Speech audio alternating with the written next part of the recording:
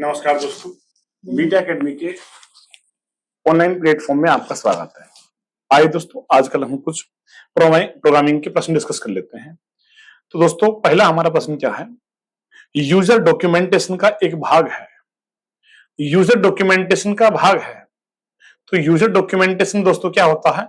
जब कोई यूजर कोई सॉफ्टवेयर डेवलप करता है या उसके पास आता है, उसके पास तो डॉक्यूमेंटेशन होता है कि उसे कैसे काम करना है।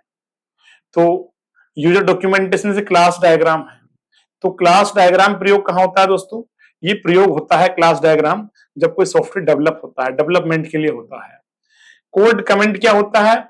ये भी जब कोई कोड करता है तो उस पर कमेंट लिख दिए जाते हैं कि इस कोड का यूज क्या है, यूज केस भी।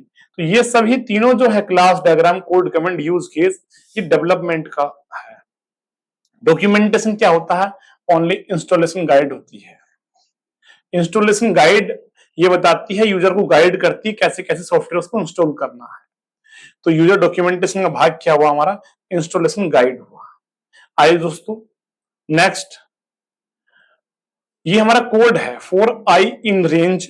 क्या है? For I in range 20, 30, 10। ये हमारा कोड है। तो ये जो कोड है इसमें रेंज फंक्शन लगा हुआ है।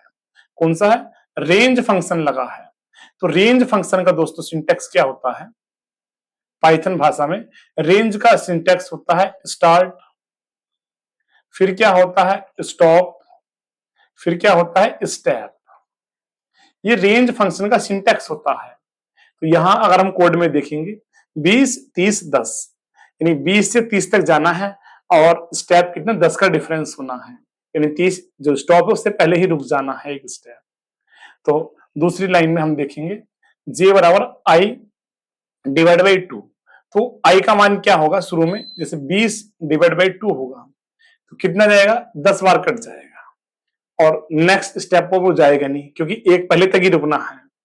तो हमारा आंसर क्या आ जाएगा? हमारा आंसर आ जाएगा 10.0। आंसर हमारा क्या आ जाएगा? 10.0 हमारा आंसर आ जाएगा। ठीक है दोस्तों, 10.0 हमारा आंसर आएगा, क्योंकि रेंज फंक्शन क्या करता है? इसी रेंज से वैल्यू को स्टार्ट करता है। निम्नलिखित कोड का आउटपुट क्या होगा? निम्नलिखित कोड का आउटपुट क्या होगा? तो देख लेते हैं दोस्तों, क्या हमारा प्रश्न है? What will be the output of following code? np.minimum 234152। ये हमारे क्या है? इसके अंदर हमने एरे पास किया है और इसमें से बताना है इसका आउटपुट क्या होगा। दोस्तों, मिनिमम वैल्यू हमें छांटनी है। क्या करना है? इसमें से हमें मिनिमम वैल्यू छांटनी है। तो दोस्तों, जब हम मिनिमम वैल्यू इसमें से सर्च करेंगे, छांटेंगे, मिनिमम फंक्शन लगाया है, तो हमारा क्या आउटपुट आएगा? इसमें 132 इसका आउटपुट आएगा। क्या आएगा? 132 इसका हमारा आउटपुट क्या आएगा? मिनिमम वैल्यू के लिए 132। दोनों में, दोनों एरो में क्या आएगा? 132 एक हमारा मिनिमम वैल्यू आ जाएगा। नेक्स्ट दोस्तों, आइडेंटिफायर के साथ डील करते हुए पाइथन केस सेंसिटिव होता है। आइडेंटिफायर के साथ डील करते हुए पाइथन केस सेंसिटिव होता है। तो पाइथन कैसी लैंग्वेज है? पाइथन हमारी केस सेंसिटिव लैंग्वेज होती है। कैसी होती है? केस सेंसिटिव लैंग्वेज होती है। तो ये बात सही है, यानी कि छोटे अक्षर और बड़े अक्षरों की पहचान करती है, अपर केस और लोअर केस में डिफरेंस करती है। तो ट्रू सही आंसर होगा। नेक्स्ट देखते हैं दोस्तों, निम्नलिखित कोड का आउटपुट क्या होगा? निम्नलिखित कोड का आउटपुट क्या होगा दोस्तों? तो क्या है हमारा? ये बूल फंक्शन लगा हुआ है। बूल क्या करता है? बूल फंक्शन बाइनरी वैल्यू देता है, ट्रू या फॉल्स।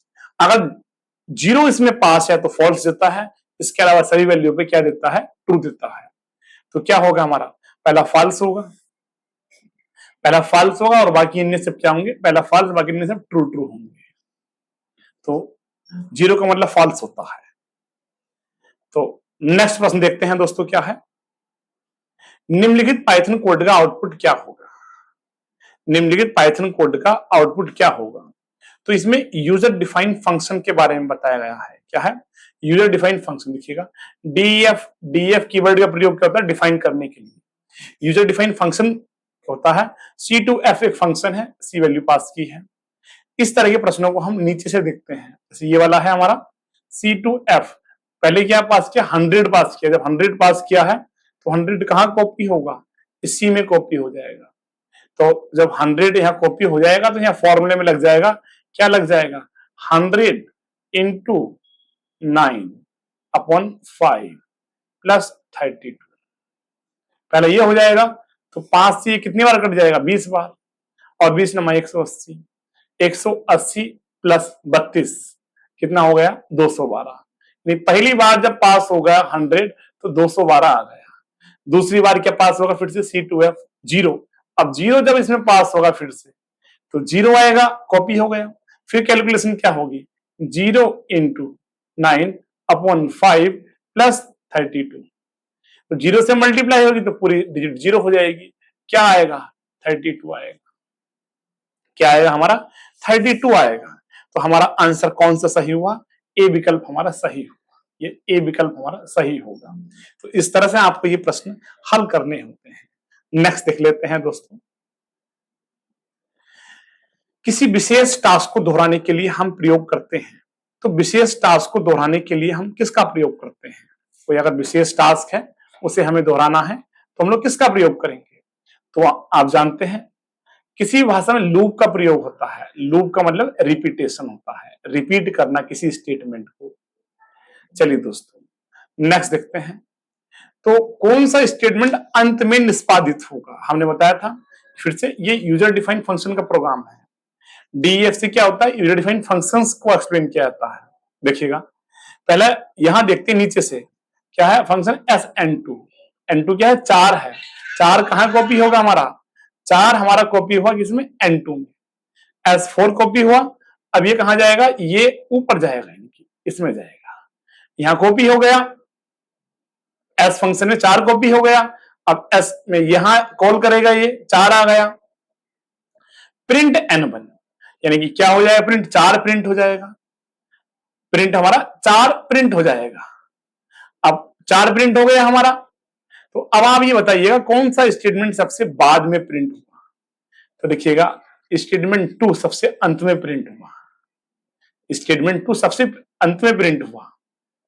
ये लीजिएगा, स्टेटमेंट 2 सबसे अंत में प्रिंट हुआ। ये बात आपको याद रखनी है कि पहले से N2 बराबर 4 दे रखा है, तो N2 बराबर हमने 4 दे रखा है। N2 बराबर 4, तो ये हमारा कॉपी किसमें हो गया? ये इसमें कॉपी हो गया, 4 आ गया। अब ये फिर से जाएगा, कहां जाएगा? इसमें जाएगा।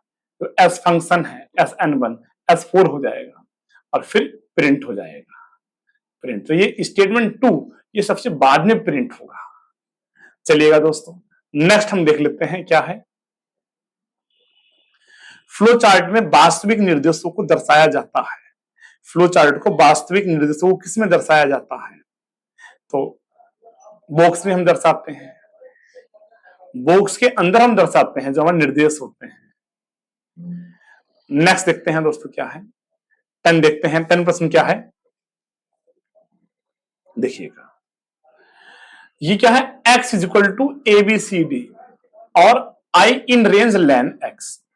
तो रेंज फंक्शन में ना लेन क्या है? तो लेन x का लेंथ कितना हो जाएगा? 4। जब 4 हो जाएगा तो इसमें क्या कर रखा है?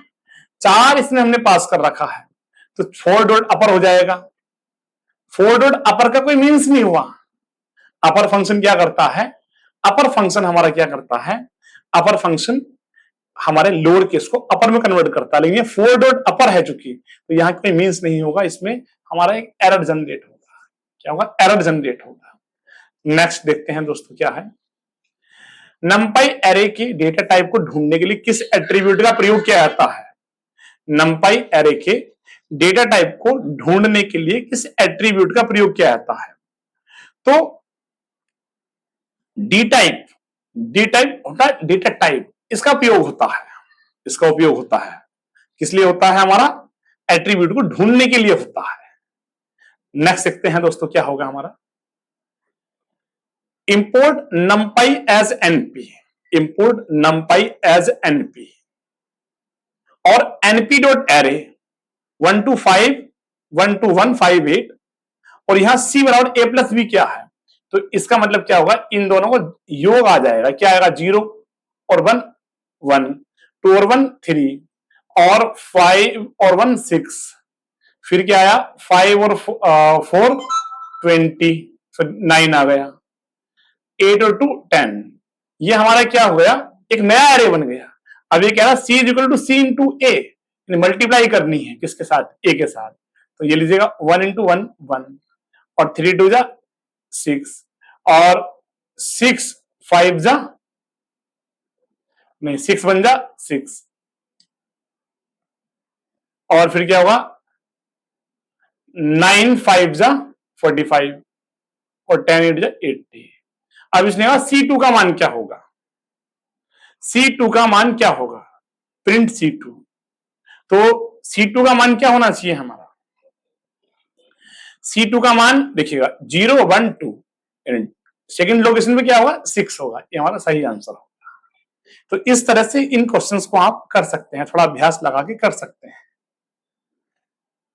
नेक्स्ट क्या है दोस्तों, नेक्स्ट है नीचे दिए गए प्रोग्राम का आउटपुट क्या है, तो DF फन सी और ABC ये वैल्यू दे रखी है, देखिएगा फिर से हम कहेंगे, ये नीचे फंक्शन कॉल किया है तो ये वैल्यू क्या होंगी, ऊपर कॉपी होंगी, किसमें होंगी, ऊपर कॉपी होंगी, इस तरह से कॉपी होगी। जब भी फंक्शंस कॉल होते हैं तो उसमें वैल्यू क्या होती है दोस्तों, वैल्यू ऊपर कॉपी होती है जाकर के। तो आप सेम इसी प्रकार जब वैल्यू को कॉपी करेंगे और पता लगाएंगे, कंपैरिजन करेंगे, देखिएगा जब हमने वैल्यू इसमें कॉपी की तो क्या क्या कॉपी इसमें होगा, देखिएगा हमने कॉपी किया, फर्स्ट टाइम कॉपी किया तो 3,7 जब कॉपी होगा तो ए का मान क्या है हमारा 3 और बी का मान क्या हो गया 7 हो गया। तो क्या इसमें आंसर आएगा आपका, ये तीनों फंक्शंस कॉल किए हैं, पहले इसको करेंगे फिर इसको करेंगे फिर इसको करेंगे, तो जब ए की जगह पहली टाइम क्या होगा, ए की जगह आ जाएगा 3, दूसरा क्या आ जाएगा बी की जगह 7 और सी बराबर क्या है 10। अब लीजिए प्रिंट क्या हो जाएगा, फर्स्ट टाइम क्या प्रिंट होगा, ए इज 3 और बी इज 7 और सी इज क्या आ जाएगा 10। तो ये कौन से विकल्प में है आपका, इसी विकल्प में है 3 7 10। अगली बार क्या कॉपी होगा 25, यानी कि हमारा क्या कॉपी होने वाला है 25 और 24। तो देखिएगा ए क्या हो जाएगा आपके, ए हमारा हो जाएगा 25 और बी तो 5 है ही और सी क्या हो जाएगा हमारा सी 24, फिर से प्रिंट हो जाएगा, क्या प्रिंट हो जाएगा 24 25 5 24, ये लीजिएगा। तो इसी प्रकार आप करेंगे तो सी विकल्प आपका सही होगा। इसी प्रकार आपको वैल्यू पास कर करके इसमें फंक्शंस को सॉल्व करना है। नेक्स्ट देखते हैं दोस्तों क्या है, कोई भी एल्गोरिथम उचित सिंटैक्स के अनुसार लिखा गया प्रोग्राम है। तो दोस्तों कोई भी एल्गोरिथम उचित सिंटैक्स के साथ लिखा गया प्रोग्राम है तो गलत बात है। एल्गोरिथम क्या होता है, algorithm step by step solution होता है किसी प्रॉब्लम का, प्रोग्राम नहीं होता है। एल्गोरिथम कोई प्रोग्राम नहीं होता है, सॉल्यूशन होता है, स्टेप बाय स्टेप होता है, प्रोग्राम नहीं होता है। प्रोग्राम तो कोडिंग भाषा में लिखा जाता है। तो इसका आंसर क्या होगा, गलत होगा, फॉल्स होगा, ये जो फॉल्स होगा। चलिए क्या है दोस्तों, CSV का फुल फॉर्म क्या है, तो CSV क्या होता है, ये कॉमा सेपरेटेड फाइल्स होती हैं। क्या होती है, कॉमा सेपरेटेड वैल्यूज होती है, कॉमा सेपरेटेड वैल्यूज होती हैं, CSV फाइल होती है हमारी, कॉमा सेपरेटेड वैल्यूज। सही विकल्प हमारा सी विकल्प सही होगा।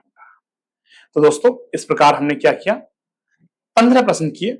नेक्स्ट वीडियो में नेक्स्ट क्वेश्चन सोल्व कराया जाएगा। धन्यवाद दोस्तों।